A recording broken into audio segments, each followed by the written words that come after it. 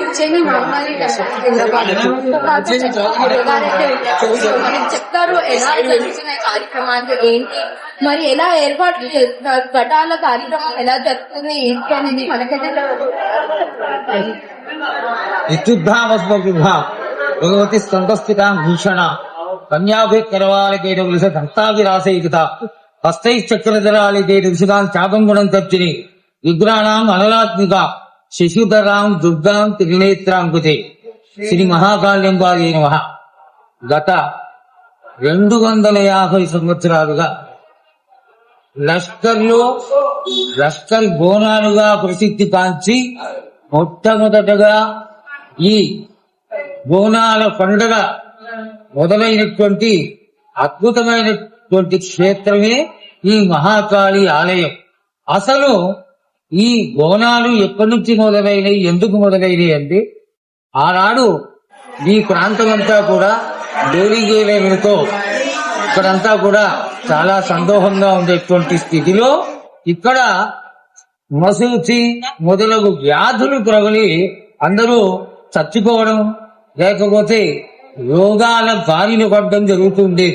అటువంటి సమయంలో ఇక్కడ ఉన్నటువంటి వాళ్ళందరూ అమ్మవారిని వేడుకుని, అమ్మ నేను కాక ఈ రోగాలు ఏమీ రాకుండా చక్కగా ఉంటే నిన్ను తీసుకొచ్చి ఇక్కడ స్థాపన చేస్తాను తల్లి అని అమ్మవారిని వేడుకోవడం, అమ్మవారు శాంతించడం, అక్కడి నుంచి ఉజ్జయిని నుంచి తీసుకొచ్చి 1813వ సంవత్సరంలో స్థాపన చేయడం జరిగింది. అక్కడి నుంచి కూడా యావత్ తెలంగాణ ప్రాంతం అంతా తెలుసుకోవాల్సినటువంటి విశేషం ఏమిటి అంటే బోనాల పండుగ మొట్టమొదటగా మొదలైనటువంటి క్షేత్రం ఈ మహాకాళి క్షేత్రం. అక్కడి నుంచి కూడా బోనాలు మొదలైనవి. అక్కడి నుంచి కూడా ఆగకుండా ప్రతి ఆషాఢ మాసం జరుగుతూనే ఉంటుంది. ఇంకా విశేషం ఏంటంటే ఏ ఆది వ్యాధుల నుంచి అమ్మవారు జనాన్ని కాపాడిందో దానికి గుర్తుగా ఆషాఢ మాసంలో వచ్చేటువంటి మొదటి ఆదివారం నాడు ఇక్కడ ఘటస్థాపన విధానంలో అమ్మవారిని ఎదుర్కోవడం, ఆ ఎదుర్కొన్నటువంటి అమ్మవారు 15 రోజులు కూడా అత్యంత వైభవంగా నీళ్ళ తాళాలతోటి రాయల్టీస్ తోటి ఈ ప్రాంతమంతా కూడా సంచారం చేసి నడవలేని వాళ్ళని, వృద్ధులని, చాతగాని వాళ్ళని అందరినీ ఆశీర్వదించడానికి ఇంటింటికి వెళ్లి అమ్మ అందరి యొక్క ఆడపడుచుగా పేరుగాంచినటువంటి మహాకాళి అమ్మవారు ఆశీర్వాదాలు ఇస్తూ వస్తూ ఉంటుంది. ఈ 15 రోజులు అయిన తరువాత 15వ రోజున తెల్లవారుజామున అందరూ కూడా ఆడవాళ్ళందరూ శిరస్సు పైన బోనాలు ధరించి తర్వాత ఈ యొక్క ఒడిగియాన్ని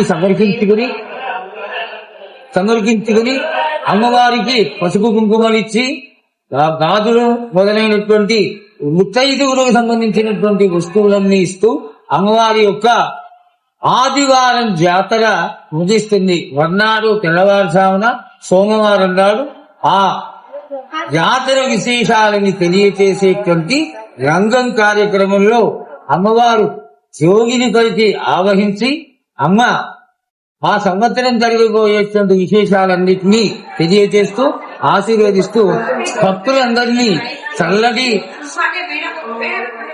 సుఖమయమైనటువంటి జీవితంతో వర్ధిల్లాలని ఆశీర్వదించి అమ్మవారు గజారూఢై అత్తవారింటికి వెళ్ళిపోతుంది అనేటువంటిది ఒక గొప్ప విశేషం. మొట్టమొదటిగా మొదలైనటువంటి లష్కర్ బోనాల పండగ లక్షణం ఇక్కడే మొదలైనటువంటి ఒక్క క్షేత్రమే ఉజ్జయిని మహాకాళి అమ్మవారి యొక్క దేవాలయం. సర్వే జనా సుఖినో భవంతు. बोल बंगाली माता की जय, माता की